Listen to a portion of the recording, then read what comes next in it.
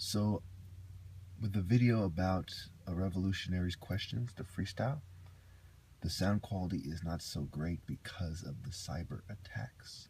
Speaking of cyber attacks, cyber stalking, cyber harassment, and attempted cyberbullying,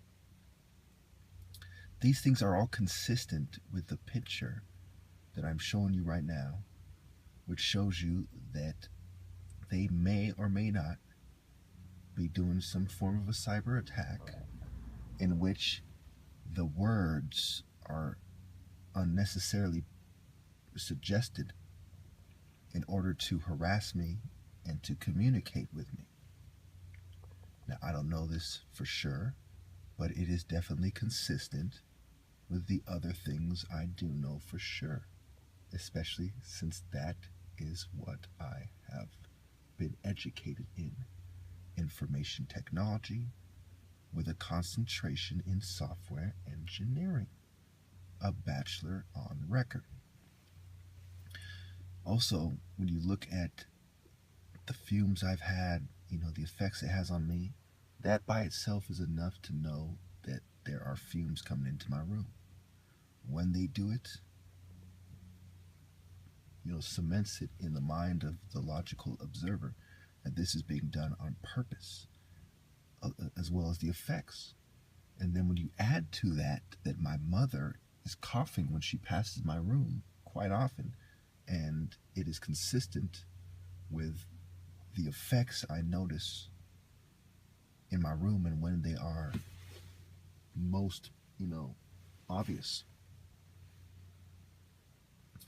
So everything that's going on, is very interesting.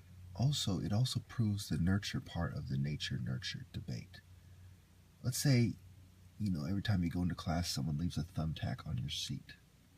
If you're then to check your seat, for the rest of your life for a thumbtack, was it genetics or was it environmental factors that makes you have that proclivity?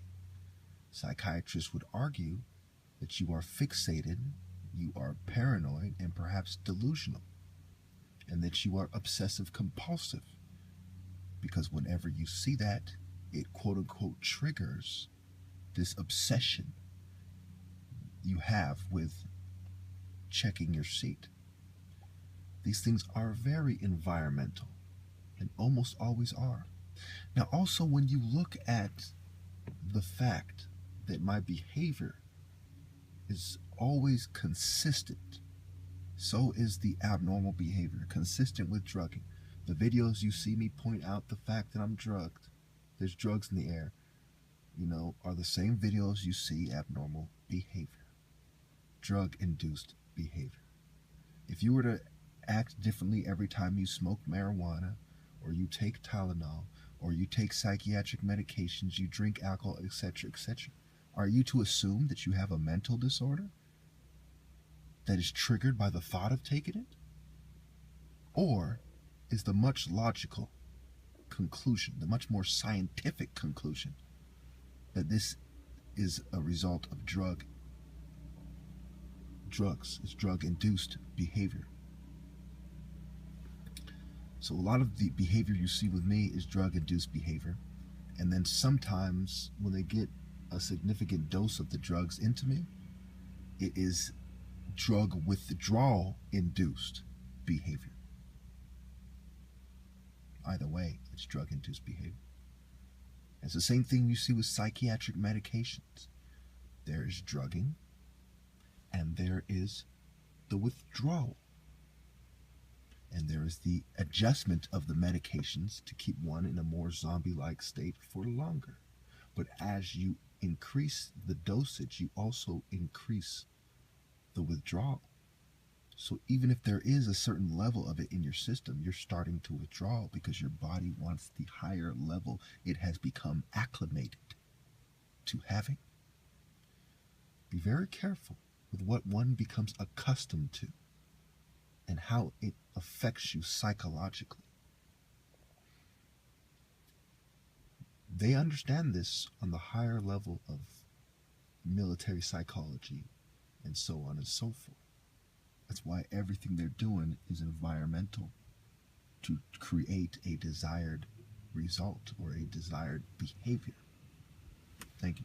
This second clip, I'm going to make it 30 seconds or so. Just briefly, I want to touch on how there are white controlled movements, which I would argue are all major movements, all major white movements.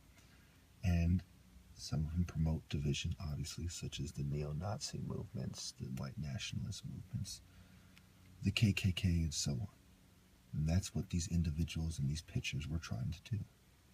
They were trying to create a race war for the purpose of eugenics, control, mind control, and a long-term agenda.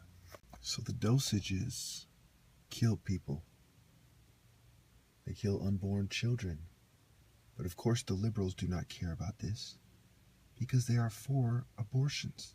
And many of them have been caught bragging about aborting their fetuses, their children. Now let's look into the secret society connections.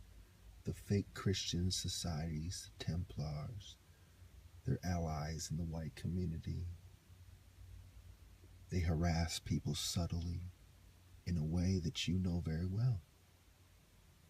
You know, if you were being stalked by the Ku Klux Klan, for example, and white people started staring at you everywhere you go, you would know very well what it is about. But if you were to report it to a psychiatrist, then they would say that it is in your head. You see how racism and eugenics go hand in hand, and they're used to kill innocent black people from before they're born to much after.